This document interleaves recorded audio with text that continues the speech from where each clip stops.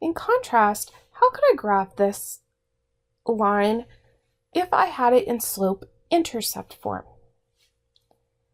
Well, first, let's remind ourselves how we could convert it if it wasn't in this form already. Slope-intercept form is the y equals mx plus b form. Note that that b is not the same as the b that we had when we wrote it in standard form. The b here tells me the point 0, b. That's the same y-intercept.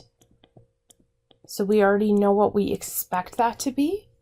And the m here, that's giving me my slope. So let's convert this particular linear equation.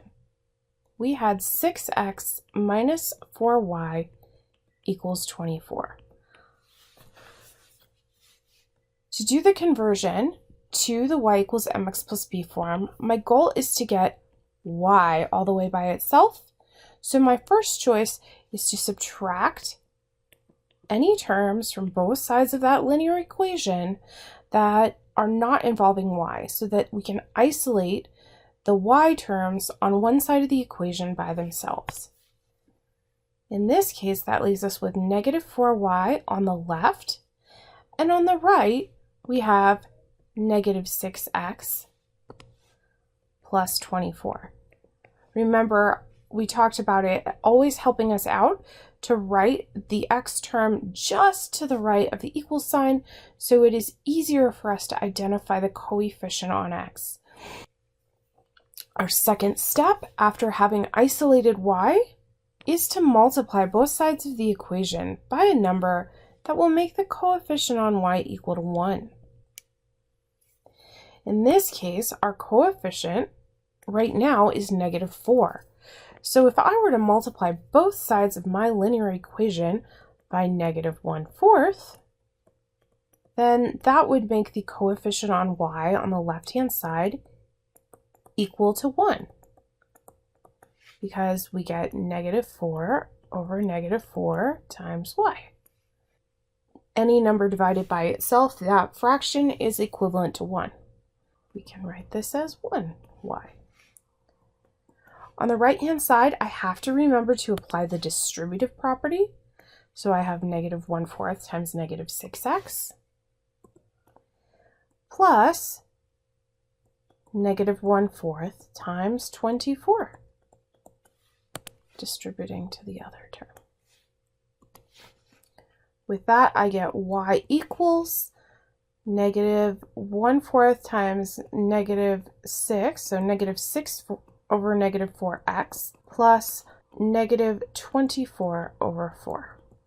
Simplifying these two fractions, negative 6 divided by negative 4 is equivalent to 3/2, and negative 24 divided by 4 is equivalent to negative 6.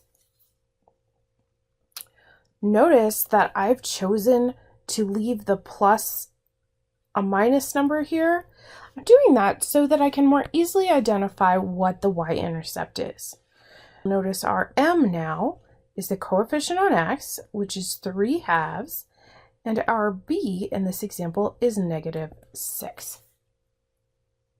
So once we have converted, we've now moved into this phase of plotting. I'm going to draw my axes, and the first thing I'm doing is firmly planting my y-intercept gets put on the line. That's that step 3. 1, 2, 3, 4, 5, 6. I know my y-intercept is always 0, comma, that number b. So if it's 0b, in this case, our b was negative 6. So we'll be at that point with y-coordinate negative 6. The second thing I'm going to do, so that's step 4 here on the right, is find a second point on the line by drawing a slope triangle, using the fact that I can interpret my slope as change in y in the positive direction, meaning up, divided by change in x, which is not down here. This should say to the right. So in our example, our slope is 3/2. So that means we expect to go 3 units up, for every 2 units right. So I'm going to draw a triangle, a slope triangle, where I move 3 units up and 2 units right. So 3, 2. That slope triangle is there to help me find a second point on my line. But now that I have this second point on my line, I'm not done. I want to draw a line through these points, and I want to make sure, just like I saw in the other example, that it extends through the whole plane. So let's go ahead and draw that line. My scale here is a little off.